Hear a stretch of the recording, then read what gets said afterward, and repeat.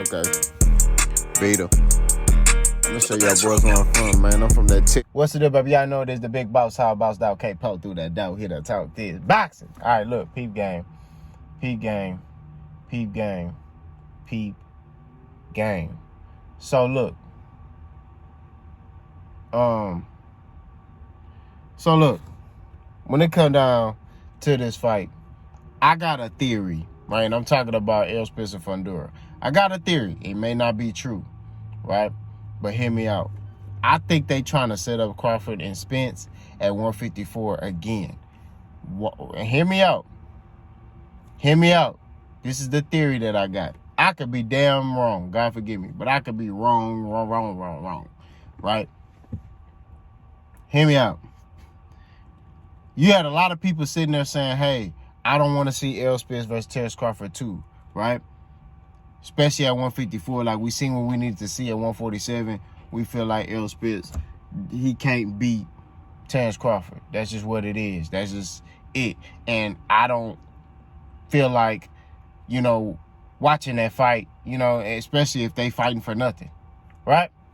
So pay attention to how Errol Spence just came out the blue and was like, I want the winner of Fundora, right?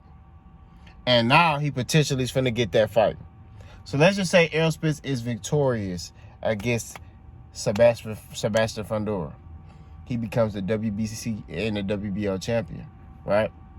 Now, they probably can make that Crawford fight, and it's some on the line again, right?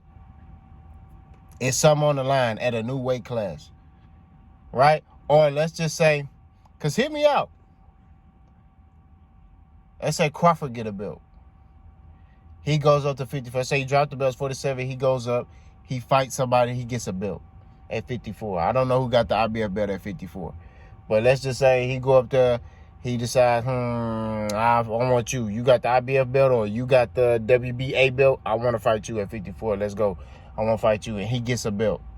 And then Errol got 2 belts, right? And then they decide, you know what? Let's unify.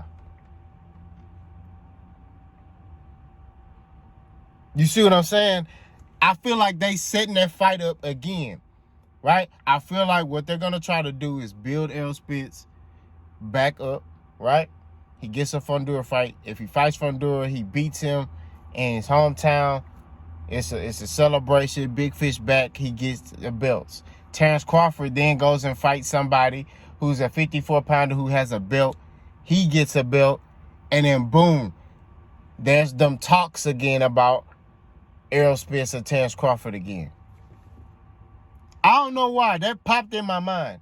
I was like, what if they...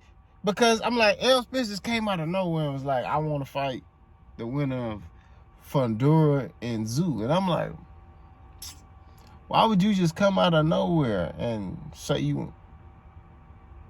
And it just dawned on me.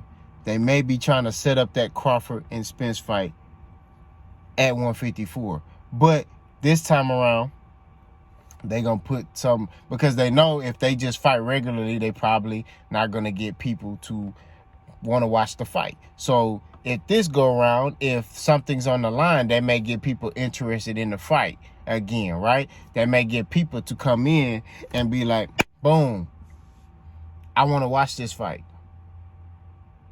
And then next thing you know, it's doing great numbers, pay-per-view numbers. And they both get paid, and Crawford can sell off in the sunset.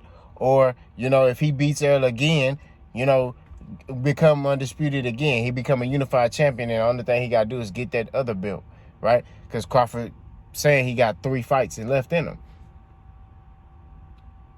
One could be to get a belt at 54. Second one, Errol Spence. If he beats Errol Spence, and then fight the other person, the third person who may have the IBF belt, he becomes undisputed and be 3-time or 4-time undisputed champion. So, like I said before, that's what I think they're doing. I think they're setting that up, right? That's what it seemed like to me. I could be wrong. I could be damn wrong. Crawford may just be like, F Errol Spence, let me go to, I already beat him. I ain't got time to fight him no more. Let me go to, 168 and, fight up there. That may be the case.